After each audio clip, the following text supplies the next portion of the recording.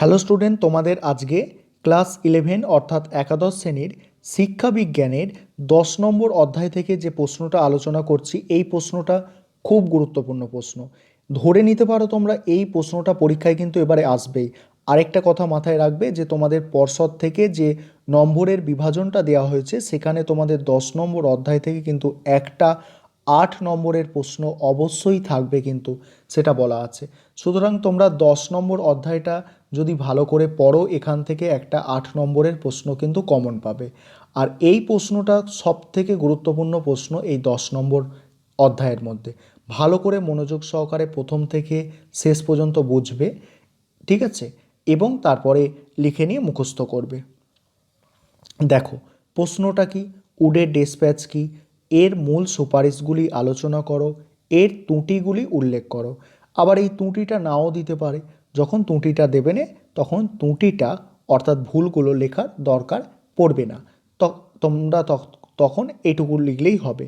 দেখো বুঝে নাও, প্রথমে তোমাদের কি করতে হবে, ভূমিকা লিখতে হবে। 1853 সালে কোম্পানির সনদ নবীকরণের ফলে ভারতীয় শিক্ষার অবনতি বিষয়ে অনুসন্ধানের জন্য গড়ে তোলা হয় অনুসন্ধান কমিটি। কি বললাম? 1853 সালে কোম্পানির সনদ মানে সংবিধান আর কি, সনদ নবীকরণের ফলে ভারতীয় শিক্ষার অবনতির বিষয়ে অনুসন্ধানের জন্য গড়ে তোলা হয় অনুসন্ধান কমিটি। এই অনুসন্ধানের ফলে কোম্পানির শাসন তদারকির জন্য বোর্ড অফ কন্ট্রোল এর সভাপতি হিসাবে ভারতে আসেন Charles would. Sir Charles would ভারতে আসেন। এবারে উডের ডিসপ্যাচ প্রথম পার্টটা যে সংজ্ঞাটা ছিল এটা দেখো। ব্রিটিশ পার্লামেন্ট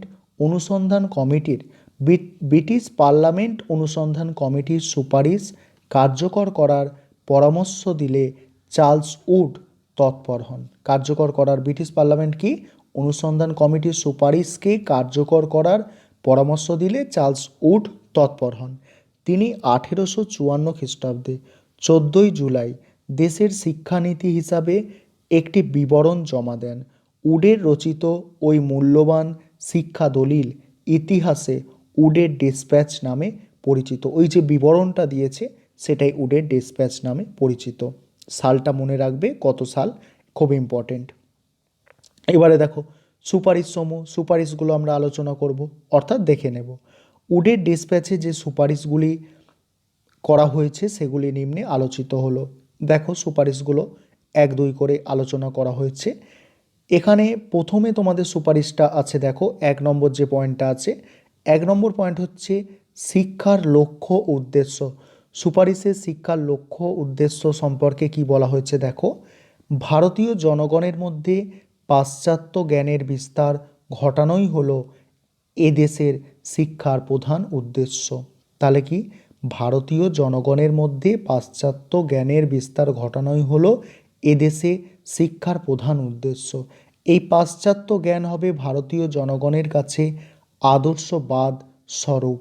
তারপরে এর মধ্যেই 2 নম্বর পয়েন্ট রোমান 2 দিয়ে লিখবে যে এই শিক্ষার অপর একটি উদ্দেশ্য হবে ভারতের জনগণের বুদ্ধির বিকাশের সঙ্গে সঙ্গে তাদের নৈতিক চরিত্র গঠনে সহায়ক হয়ে ওঠা।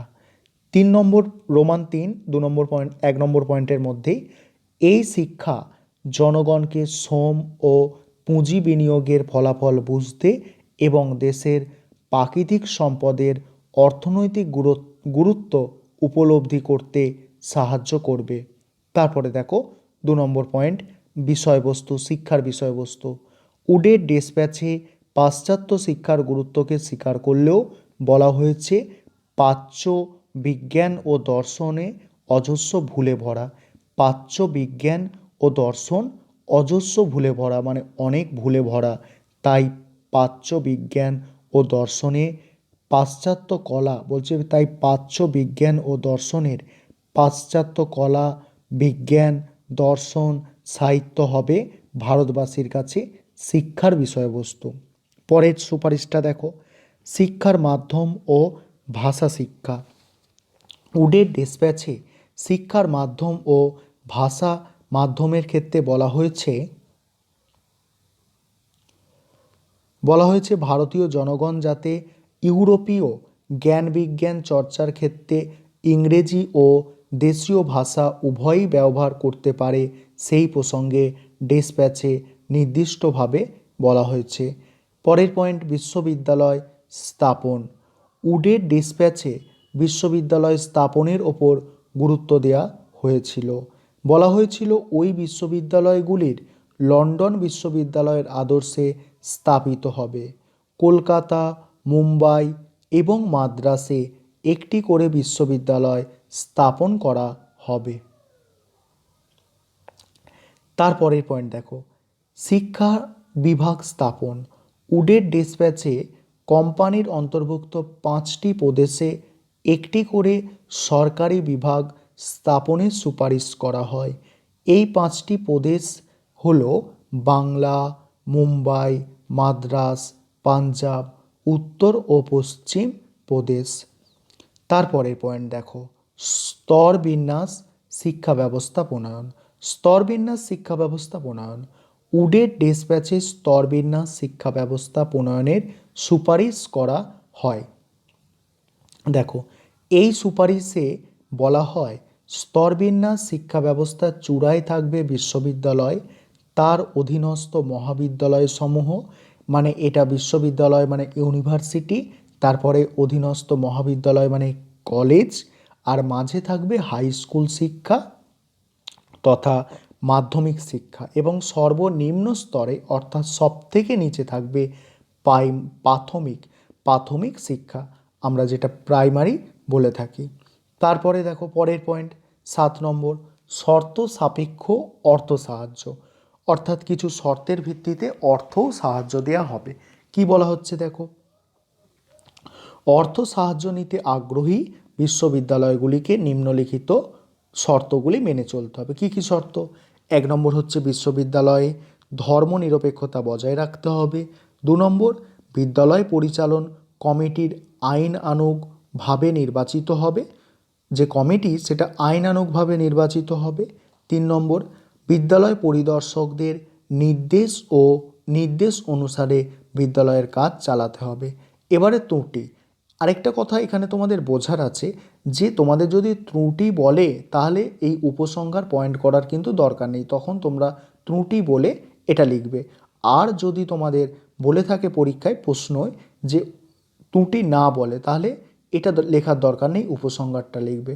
অর্থাৎ এই পয়েন্টটা তোমাকে লিখতেই হবে, সেটা ত্রুটি বললে ত্রুটি আর উপসংহার বললে উপসংহার। ঠিক আছে, এইটুকুই বোঝার এখানে।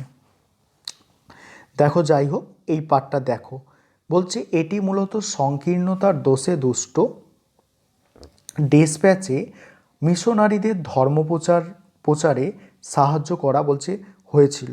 ডেসপ্যাচে কি মিশনারিদের ধর্মপ্রচারে সাহায্য করা হয়েছিল ধর্মীয় অসহিষ্ণুতা তৈরি করে।